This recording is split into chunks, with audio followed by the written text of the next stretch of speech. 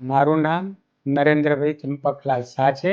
એક દિવસ અમે ફેમિલી સાથે બધા એન્જોય કરતા હતા. અમે એન્જોય કરતા કરતા એકદમ પરસેવો વળ્યો અને છાતીમાં દુખાવો એટલે મેં કહ્યું ભાઈ આ તો ઘણી વખતે એવું હોતું હોય છે કે ભાઈ મર્ચ્યુરિન સ્પેન હોય કે એવું હોય એવું અમને લાગતું હતું. એટલે એમને બધું રિપોર્ટ આ તે બધું જોઈ લીધું. એટલે ડૉક્ટર સાહેબ જે મળ્યા અમે એમને કહ્યું કે ભાઈ આ રીતનું છે તો ઓપરેશન તો થઈ જશે પણ આ કેલ્શિયમનું છે પણ જરા શાંતિથી ધીરજપૂર્વક કરવું પડશે.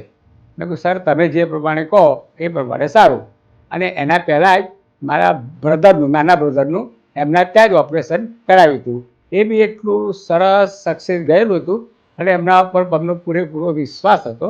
એક આજે આપણે નવા પ્રકારના કેસની ચર્ચા કરીશું. આજે ઉંમર ઘણી વધારે, ચાલુ એટેક સાથે આવેલા, એમને બહાર કેલ્શિયમ સ્કોર કરાવેલો જે ઘણો વધારે હતો અને જ્યારે એન્જિયોગ્રાફી કરી તો એમને લેફ્ટ મેઇન ડિસીઝ સાથે જમણી બાજુની નળી બંધ અને એલએડી માર્ટ ક્રિટિકલ બ્લોક. બ્લોકનો પ્રકાર અમે લોકો ટાઈપ સી એટલે સૌથી કોમ્પ્લેક્સમાંનો એક ગણીએ, સૌથી અઘરો કેસ.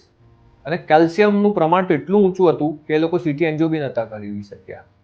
એટલે જ્યારે બી દર્દીએ બહાર ઓપિનિયન લેવા ગયા તો બધાએ બાયપાસ સર્જરી કીધું પણ દર્દીનું શરીર બાયપાસ ખમી શકે એમ નહોતું. તો આવા કેસમાં શું કરવું જોઈએ? શું બાયપાસ એકમાત્ર વિકલ્પ છે? તો એનો આ જવાબ છે ના. હવેના જમાનામાં એઆઈ ટેકનોલોજીની મદદથી આવા કેલ્શિયમ મોડિફિકેશનની મદદથી જેમાં રોટાબ્લેશન, ઓર્બિટલ એથ્રેક્ટોમી, જે અમે અમદાવાદ અને ગુજરાત ખાતે ફર્સ્ટ કરેલી છે. ઓર્બિટલ એથ્રેક્ટોમી નવી ટેકનોલોજી છે. લિથોટ્રિપ્સી થેરાપી, કટિંગ બલૂન, ઘણી બધી મોડાલિટીઝ આવી ગઈ છે કે જે આવા કોમ્પ્લેક્સ કેસને એઆઈ ટેકનોલોજીની મદદથી સરળ બનાવે છે અને બહુ હ્યુજ હોસ્પિટલો પાસે આ એક્સપિરિયન્સ અને ફેસિલિટી અવેલેબલ છે. સારે મને કહ્યું કે સ્ટાર્લિંગમાં જ આપણે ઓપરેશન કરીશું. મેં કહ્યું સાહેબ સ્ટાર્લિંગનું તો નામ તો આપણે સાંભળ્યું છે. એટલે ત્યાં આગળ સ્ટાર્લિંગ હોસ્પિટલમાં અમને દાખલ કર્યા. ઓપરેશનની ડેટ આપી, પહેલી ડેટ આપી એ કેલ્શિયમની હતી. એ કેલ્શિયમ એમને ધીરજપૂર્વક ટાઈમ ભલે ગયો પણ વ્યવસ્થિતપૂર્વક એમને પૂરી કરી ગયા. અને પછી બીજી જે આપવાની હતી એમને 2 દિવસ પછી ફરી પાછું અમને ત્યાં આગળ દવાખાને બોલાવ્યા. દવાખાને બોલાવી અને ફરી પાછું જે કરાવવાનું હતું એ બીજી અમે નડી એ પ્રમાણે અમને કરી આપ્યું. અને શાંતિથી પેશન્ટ જોડે વાત કરવાની જે એમની રીત અને જે ઢબ છે ખૂબ ને ખૂબ એમની સરસ છે. અમને બી ખૂબ આનંદ થઈ ગયો. એમને સારી રીતે સક્સેસ કર્યું. પછી અમને હોસ્પિટલમાંથી લઈ જઈ જે કોમન આઈસીયુમાં અમને રાખ્યા. 2 દિવસ રાખ્યા. 2 દિવસ રાખ્યા પછી એમની ટ્રીટમેન્ટ તો પૂરેપૂરી રેગ્યુલર ચાલુ જ હતી. એ દવા ગોળીઓથી મને સંપૂર્ણ આરામ થવા માંડ્યો અને પછી આઈસીયુમાંથી એ પછી સામાન્ય એક રૂમમાં લાવ્યા અને ત્યાંથી પછી અમને કહ્યું કે હવે તમે બધું સરસ છે, કોઈ તકલીફ હોય તો મને કહો. મેં કહ્યું ના સર મને કોઈ હવે તકલીફ નથી. પછી એમને એ દિવસે અમને રહ્યા.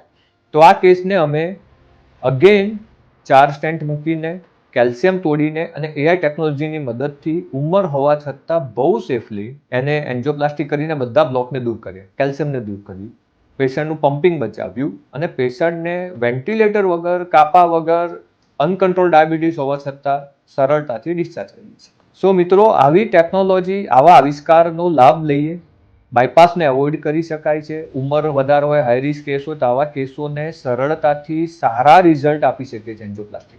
સો એઆઈ ટેકનોલોજી અમે ઘણા પાયોનિયર છે આ ફિલ્ડમાં. એઆઈ ટેકનોલોજીની મદદથી અમે ઘણા કેસો કરેલા છે અને જેના લોંગ ટર્મ સુધી બાયપાસ કરતાં બી સારા રિઝલ્ટ આપે છે. એમનો સ્ટાફ, એમના જે બધા ડૉક્ટરો છે, જે બી હોય બધા ખાવું પીવું, ડાયટનું કામ આપવું, પછી આવીને પૂછી જાય કે બોલો ભાઈ તમે ડાયટમાં શું ભાવે છે, શું નથી ભાવતું. અમે જે પ્રમાણે એમને કહીએ એ પ્રમાણે ડાયટ ફોલોઅપ કરતા હતા અને એનાથી એમને બહુ ખૂબ ને ખૂબ સંતોષ થયો છે. તમારી હોસ્પિટલ ખરેખર સરસ છે અને બધાને આનંદદાયક સંતોષ આપે છે.